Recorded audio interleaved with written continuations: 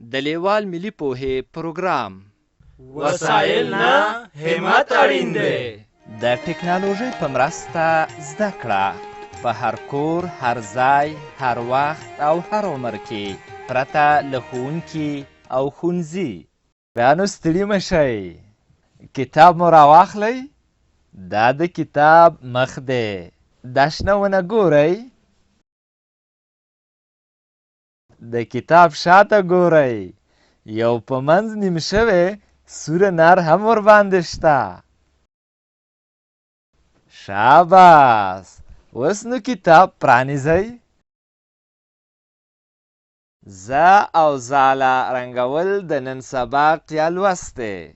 له ښوونکي شادګل سره د زالې رنګول زده کوو. واو، دا خو ځاله ده.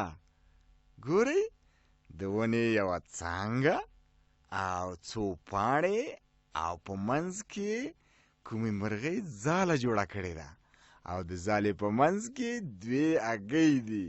ګورئ. ښه، راځئ نو چې رنګ ورته ورکو او په کوم ځای چې موږ ته نښې ایښي دي د امق ځای نه رنګول پیل کړو. صحیح ده؟ راځئ نو اول یې د پاڼو نه شروع کوو. پاڼې کوم رنګ لري؟ زرغون. دغسې ونیسئ نو. اوس به یې د خاښ نه شروع کړو که نه؟ خاښ یې د لرګي رنګ لري که نه؟ خو لږ شانتې به یې تور کړو ځکه دا داسې ښکاري چې د بادام ونه ده که نه؟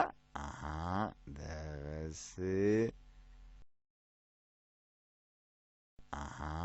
دغسې وشو. دغه ځای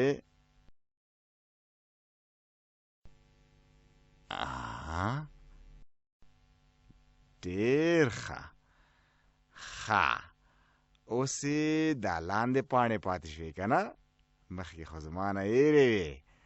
پاس پاڼې مې رنګ کړې، دا لاندې پاتې دي. دغسې دغه بله پاڼه هم دا یو آخري. بس اوی، ما خو دا لرګی هم شین کو. خو خیر دی نو.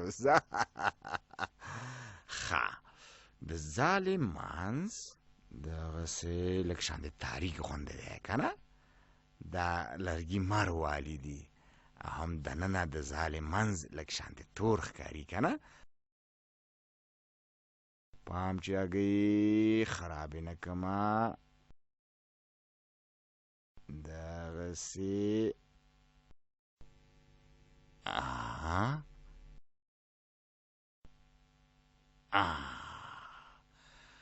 هګیو ته به هم لږ رنګ ورکړو که نه؟ ته ودرېږه چې زه یو بل رنګ پیدا کړم. هګیو ته به هم زیړ رنګ ورکړو که نه؟ دا چې د کوم مرغه دي دا نو خدای پوهېږي، خو دې ته به لږ شانتې زیړ رنګ. ښه، پاتې شوه د ځالې دا اړخ. ګورئ، دې ته به لږ شانتې نارنجي یا لږ شانتې کمرنګه جګري رنګ ورکړو که نه؟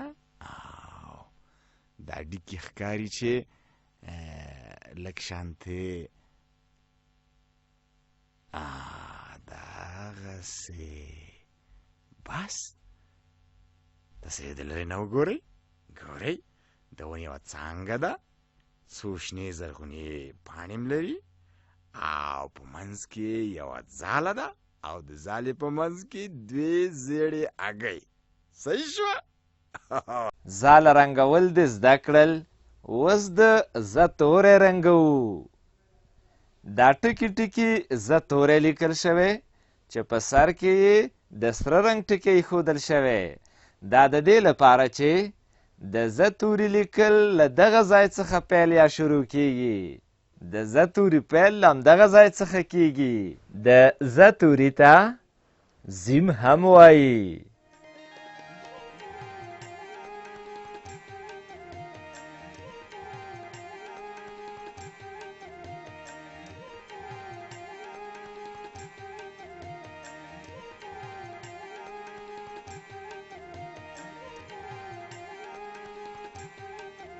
له دې ویډیو سره رنګین کتاب په زده کړه کې ډیره مرسته کوي. د کتاب ترلاسي لپاره پته ده lls@leval.com 003 280 20 40 د نورو معلوماتو لپاره لیوال د لرې ښوونځي تګلاره وګورئ.